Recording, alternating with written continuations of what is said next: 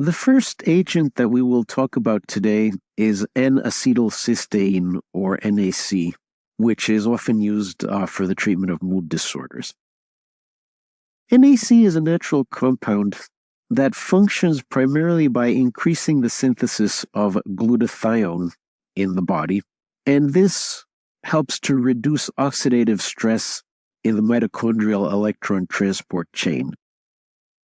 In addition to reducing oxidative stress, NAC and glutathione may help to protect brain cells from damage that may occur through oxidation or other pathological processes.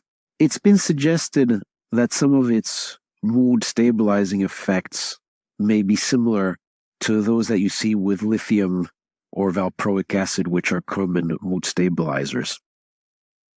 Now, let's discuss some of the clinical trial-based evidence for NAC in various psychiatric conditions. In major depressive disorder, there are currently 2 published randomized clinical trials.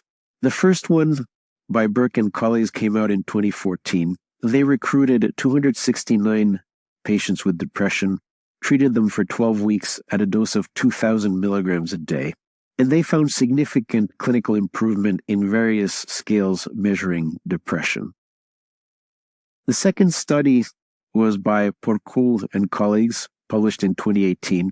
This study was smaller with only 67 patients. They followed the patients for 12 weeks at a dose of 1,800 milligrams a day.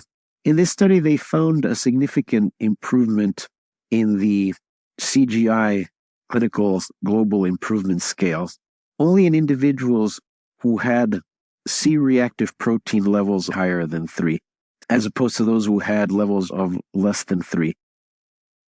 C-reactive protein is a measure of inflammatory activity, and this suggests that NAC might be more effective in people with higher inflammatory activity, but this remains to be worked out in more detail.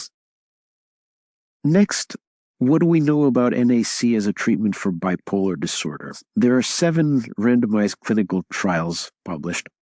They typically included patients with bipolar disorder type 1, the manic type, and bipolar disorder type 2, the hypomanic type.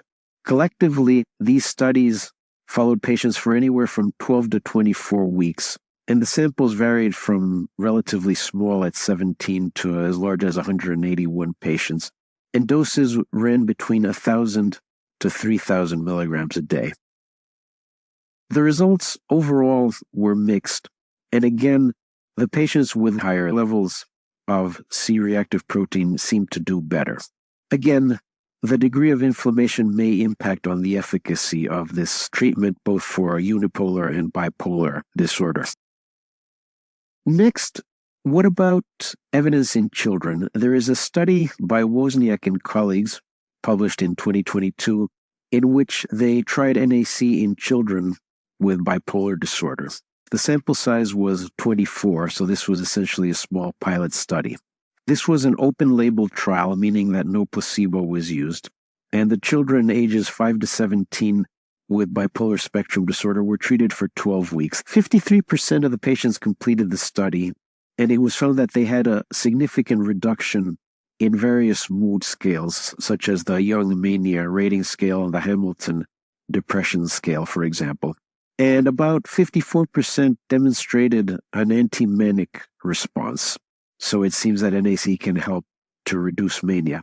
62% experienced an antidepressive response. So this suggests that NAC can work both to prevent mania and depression in children. I'll summarize with these key points. N-acetilcisteína is a natural agent that functions as a mitochondrial modulator by promoting the synthesis of glutathione-stimulating hormones, or GSH. The production of GSH reduces oxidative stress and protects brain cells. NAC has potential applications in mood disorders, including unipolar depression and bipolar disorder, and may have benefits in children.